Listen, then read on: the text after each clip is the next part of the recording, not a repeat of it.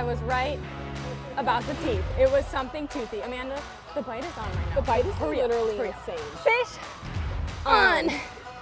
Oh my goodness. We're at color. And nice job, Emily. The weather. What is the status of the weather? If you guys have been following along, we are currently 100 miles offshore in the Gulf of Mexico on the Yankee Capts, a head boat out of Key West, Florida, fishing a reef called Pulley Ridge, a reef system called Pulley Ridge. I'm a little winded because the bite kind of just turned on, so my apologies for that. So, initially, it was what, Amanda? We had like 10 8 to 12 10 footsies out like here. huge, like taking waves over the bow, crazy. And Captain Greg, the captain of the Yankee Capts, was like, I don't think we can stay out here. We're gonna have to make a move in a couple hours. Well, it's been a couple hours, and the new weather status says that the weather's gonna get worse, but it's actually right, let getting me better. pan for you guys. It's not that bad. It's actually pretty nice. So at this point, we're gonna assume We're staying. that we're staying out in Pulley here. Ridge. I don't wanna go home early, do you? I don't mean, this wanna is go a home 3-night early, no fishing way. trip. No way. All right, my name is Emily. Amanda's behind the camera, and welcome to our channel, Gale Force Twins.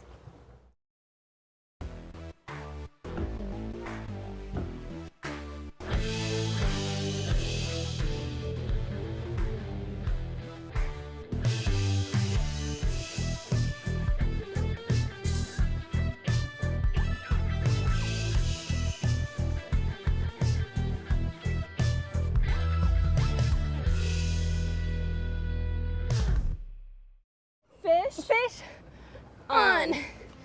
Oh my goodness. I didn't realize how tight I had that drag. Kind of scaring me. I feel like I should loosen it a little bit. What bait were you using? Oh no. Oh no. Is this something up? Did you lose it? Oh no. What does that mean? Talk to me, talk to me. It's not there. It's not there? No. I felt it fly off. Oh. Or just, that's such a bummer. Or, they'll come to me. I got bit bonita off. strip. It was a bonita strip. Are there more bonita strips? I could probably. I just had a bite and it came off. Aw. Oh, wait. Let's not assume.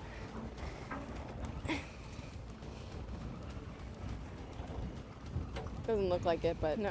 All right. I was right about the teeth. It was something toothy. Amanda, the bite is on right now. the bite is hurry up, literally hurry up. insane. I'm gonna put a new hook on. Holy Will cow. you go get me a new strip? Oh, Marco's bringing it over. How kind. Yay! Thank you.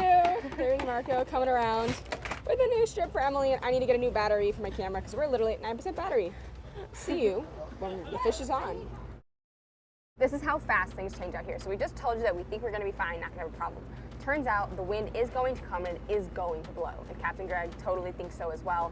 And considering we do have some leftover seas, when the wind blows, it's just gonna turn into an entire washer machine out here. So because of that, we're gonna fish the sunset bite. We're about to make a move for the sunset bite. You hear the engines just Yep, started. engine just started. We're gonna fish that sunset bite. And then what we're gonna do is we're gonna head into the Dry Tortugas to spend the night and sleep there if it is blowing like crazy. Hopefully in the morning it's nice, we can fish out there. If it's absolutely horrible, we have a short run home and we'll be okay. So Captain Greg's been doing this for a long time. Things are changing real fast. That's the latest update with the weather. So you want to take that a few months here for sunset? We're at color. And this is your first fish of the sunset bite. This is just, Oh, they boy. keep coming. Another sand tile. That's okay though. You got the skunk off the boat for the sunset skunk. bite. Skunk is off. You got for the the right? sunset I bite. don't know if anybody else found anything at the new spot yet. Nice job, Emily. That lasted very short. That was like That was fast. fast. It's crazy So how we quickly caught the things one change. tile fish, the one sand tile fish, and we're on our way back in. So I can't believe I'm saying this, but we literally left Pulley Ridge early. So the 3-night, 4-day fishing trip turned into 2 nights because it was so rough. And when I tell you rough, I'm talking like 12 footers. Like Right, so we're on our massive way waves. in right yeah, now. So it's nice now because And we're protected where we are. we're so- protected, we're close to home. We're only about, an hour, and we're, right, Amanda? Maybe like an hour We're an away hour from the away dock, from the maybe dock a little right less. now. So we're finally in a nice protected area, but it's so windy. It was so rough that coolers were moving around on the top deck. In the bunk room, my bag flew like into the hallway. I almost went it was crazy. flying. But to be totally frank, we slept through it. So Amanda and I both slept through the night, the rough night. I just woke up and everybody told me about everything. And this says a lot because, you know, we like the ocean. So we were okay, but a lot of people weren't. And we definitely don't ever want anybody to experience seasickness or feel that way. So we made the decision to come in Early. early. And we're gonna go back to the dock. Yeah, so we'll go back to the dock. And this video is not over. We're not gonna end it now. We are going to fillet the fish for you guys and we'll see what we caught. All right, guys. Not sure how well you can hear me with the wind, but that is officially that little strip of land. That's Key West. And we have the doggos.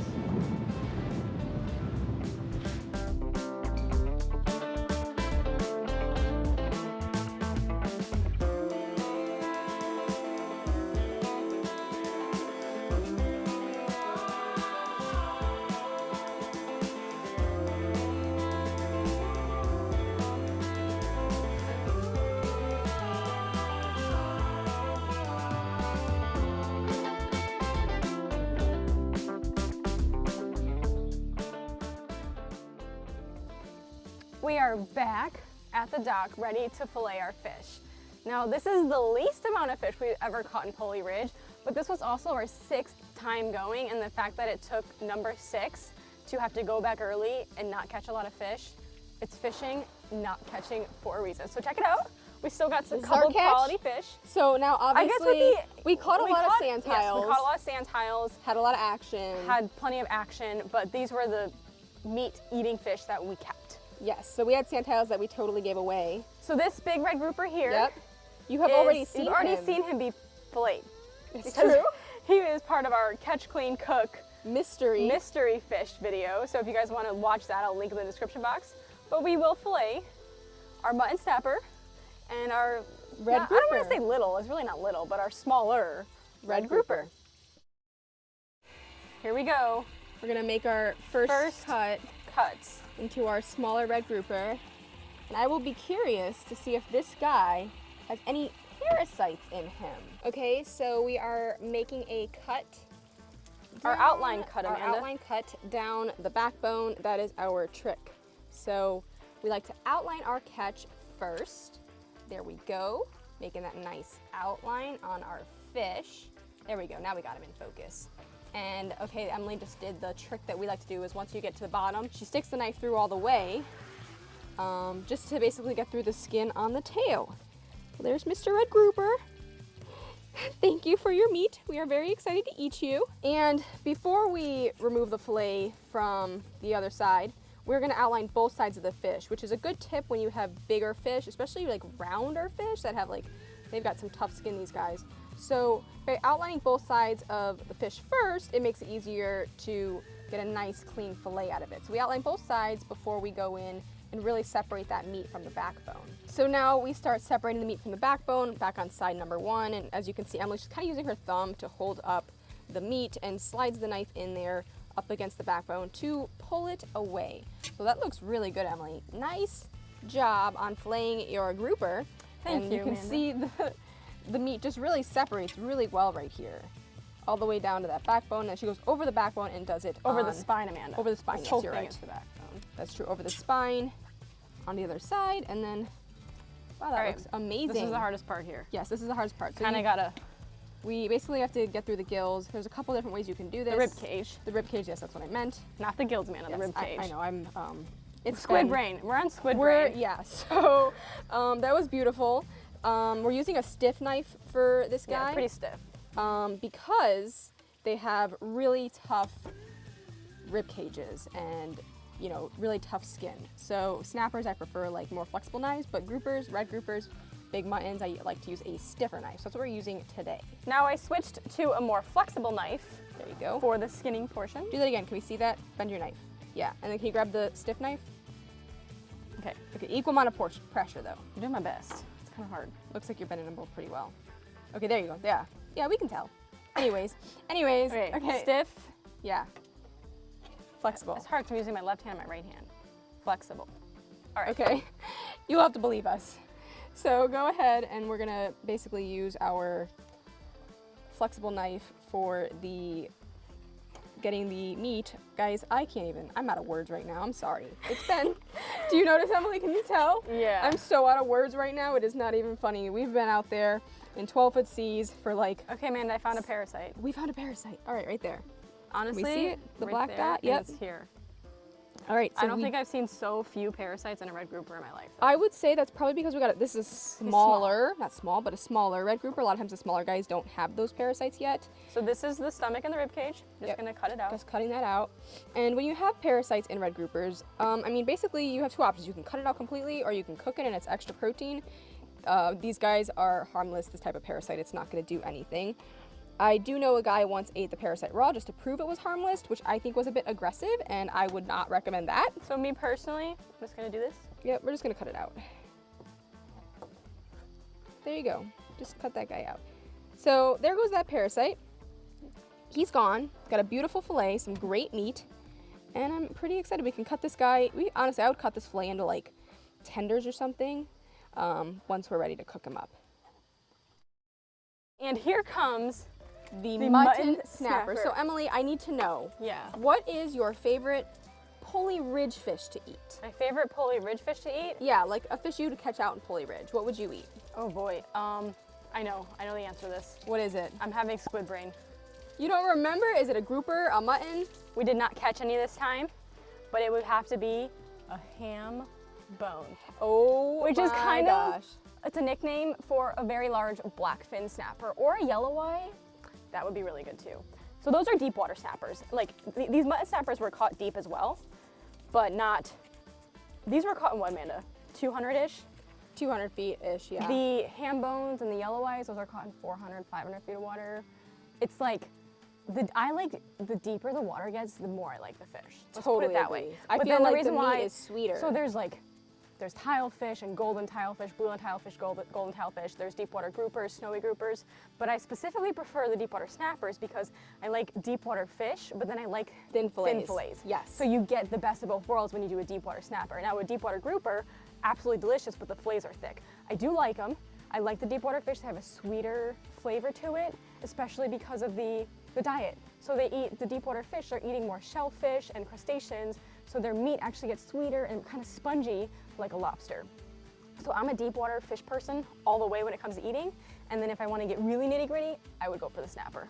Emily, I think Yes. it's time for a twin truth. Okay, Okay, so this is what we're gonna do. okay. I'm gonna name some fish species, and Okay. we're gonna go back and forth and decide who's better at filleting what species. Filleting? Yes.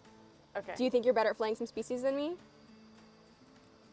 I don't know. It's Okay, interesting. I do. So I'm just Okay. gonna tell the story then. Okay. So we're dressed like twins today, guys. So this is what I've got for you. Okay. Okay. Who do you think is better at filleting mutton snappers? Me.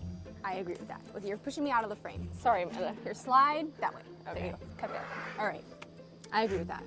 On the count of 3, who do you think is better at filleting yellowtail snappers? 1, 2, 3. You. Okay, Okay, but here's why. Here's why. Say why. Because I tend to be I have a stronger hand. Yes. So the smaller fillets sometimes will accidentally like cut through them. Cut through the bone Totally completely. agree with that. So that's why I thought this was a good one. Yeah. Who's better at filleting red groupers? 1, 2, 3. Me. You. Okay. Who's better at filleting blackberry rosefish? Blackberry rosefish. Black- Guys, that's not even a fish. Where did the blackberry come I don't know. I'm tired. The squid Black- brain is real. black belly belly rosefish. Okay, you. I don't have to. We didn't have to 1, 2, 3 that? Okay. No, it's because there's, okay, so for those of you guys that don't know, black belly rosefish are a deep water They're a fish. deep water. They're not snappers. They're actually snapper-like. are they like a species of squirrel fish, right? Yeah. So it's like a deep water squirrel fish, But they're small, like but a they're like snapper. small, like this big. But they have very, very thin, delicate backbones, and it's really easy to accidentally fillet straight through the it. backbone into the meat, 100%. which is easy to do. So I would agree with that. I feel like I'm generally better at smaller, like delicate fish. When it comes to the muttons and groupers, which is honestly why I'm not filleting these, I can do it. But like getting through those like rib cages and stuff, just like it makes me like puts me in a mood. Let's put it that way. Puts you in a mood. Puts you in a mood. So there we go. That's our mutton snapper fillet. One side. I think that was a nice twin truth, Emily, don't you? Yeah. So that is today's twin truth.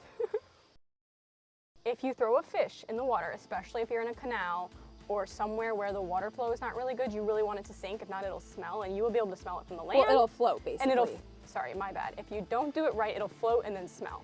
So to do it right, we are gonna bake the backbone, poke the eyeballs eyes out. and then if they do have like, it looks like you already cut through the guts. You would cut through the belly to you make cut sure there's through no the air belly in to it. make there's no air in it, but this guy doesn't really have much belly anyways. So go ahead, 1, 2, 3. Let's watch him sing. Oh, There he see the goes. air bubbles come out? The air bubbles are coming out of him. And he's gonna sink to the bottom, and the fellow nurse sharks or bull sharks or whatever lives around here, could be a lobster, crab, crustacean, will eat that guy up. The circle of life. Emily, and this is a real question. Do you think one of us is better at skinning fish than the other? I mean, if I'm an advocate for myself, I'd say I'm better. Really? Because You I think was you're thinking better? I was better. But I'm watching you skin these guys, and you're doing an amazing job. So Thank you, Amanda. maybe it just comes down to like how big the meat is. Maybe you're just better at filleting big fish, and I'm Yeah, just I mean, better at like, filleting if small you really fish. want to get nitty gritty, you can see I missed some meat there. Like, and then there's no meat here. But I think you did a good job. So we've got some beautiful fillets. Nice job. So we're gonna go ahead. What are we gonna do next, Emily? We are going to cut out the stomach right here. So you guys can see like this is where the tail was, this is where the head was. So we cut out the stomach and just this general portion because where the gut and organs is. Yep. And then I always double check and I feel for pin bones. Like I feel some right here. And you can actually see them. Do you see it? You see that little Let me see. Hold on. that little thing sticking out? Yeah, I can see it. Okay, so yeah. that's a pin bone. And so I do a little V cut to remove any pin bones.